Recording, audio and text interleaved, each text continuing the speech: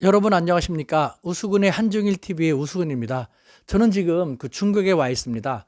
지금 한반도를 둘러싼 동북아 정세가 그야말로 한 치 앞을 내다보기 쉽지 않을 정도로 불투명한 상황 속에 놓여 있는데, 한반도의 한 중요한 국가인 중국은 비교적 잠잠한 모습을 보이고 있습니다. 물론 중국은 자신들만의 미중 패권 전쟁이라든가 혹은 홍콩 시위 사태로 인해서 정신이 없어가지고 한일 대립 국면이라든가 아니면 지금 전개되려고 하는 북미 대화 국면에 뭐 사실상 나서기 쉽지 않아서 그렇다라고 생각될 수 있지만, 그래도 중국의 역할이라든가 존재도 무시할 수 없지 않습니까? 그래서 제가 하도 답답한 마음에 중국 지인들과 만나서 어떻게 되는지 한번 알아보기 위해서 왔습니다. 그래서 아주 재밌는 이야기를 알게 되었는데요. 일단 다름 아닌 북한 김정은 위원장이 중국의 국경절 1949년 10월 1일 건국이 돼서 올해 10월 1일이 건국 70주년이 되는 국경절로서 중국에서는 대대적인 경축 행사를 전개할 예정입니다. 그 국경절에 참가할 가능성이 대단히 큰 것으로 파악이 됐습니다. 이것은 제가 중국의 책임 있는 지인들과의 대화 속에서 확인이 됐고 또 유도 질문을 한 결과 알게 됐는데요.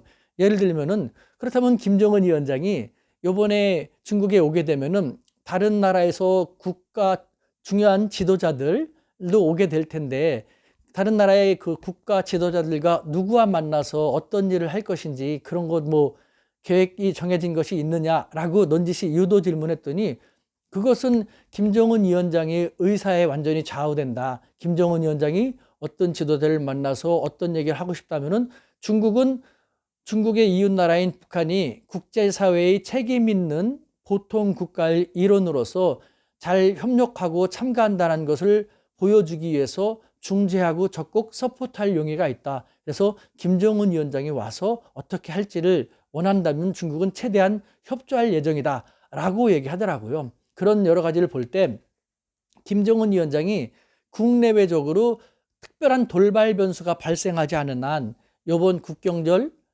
중국 경축 행사에 참가할 것은 거의 확실한 것 같습니다. 이에 따라서 우리 정부도 그렇고 우리나라에서도 김정은 위원장이 중국에 와서 중국의 국가 원수뿐만 아니라 다양한 지도자뿐만 아니라 다양한 국가의 지도자들을 만난다는 것은 동북아에 또 적지 않은 어떤 영향을 끼칠 수밖에 없는 요인이 되기 때문에 이에 대해서 잘 대처할 필요가 있을 것 같습니다. 그리고 시진핑 주석이 연내까지 한국에 방한할 그런 이야기도 있는데, 그에 대해서는 제가 오늘과 내일 모레 사이에 이 중국 지인들과 더 만나서 잘 파악한 다음에 어떻게 되는지 그 결과를 따로 또 속보 형식으로 전해드리도록 하겠습니다. 마지막으로 이야기가 달라집니다만, 도쿄올림픽에 일본 정부가 피와 무력의 상징인 우길 전범기를 평화와 화합의 상징인 도쿄올림픽에 반입해서 사용할 것을 허락할 거라고 합니다. 이것은 단지 한일 간의 문제가 아니라 국제사회 모두의 말도 안 되는 행동이기 때문에 우리 모두가 나서서 국제사회에 이와 같은 사실을 알리고 적극 그렇게 못하도록 저지할 필요가 있습니다. 그러한 측면에서 제가 청와대에 국민청원을 했습니다. 우리 정부가 우길기 도쿄올림픽 반입 금지를 국제사회에서 적극 호소할 것을 청원합니다 라고 해갖고 9월 16일 청와대 청원했는데요. 여러분들, 국제사회가 힘을 합쳐서 이와 같은 어리석은 행동을 아베 일파가 하지 못하도록 여러분 모두 청원에 참가해 주시길 바랍니다.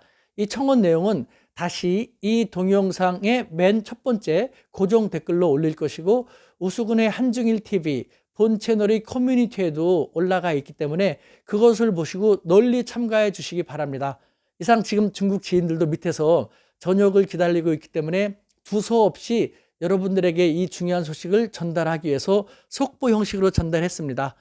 우수근이 중국에서 전달해 드렸습니다. 감사합니다.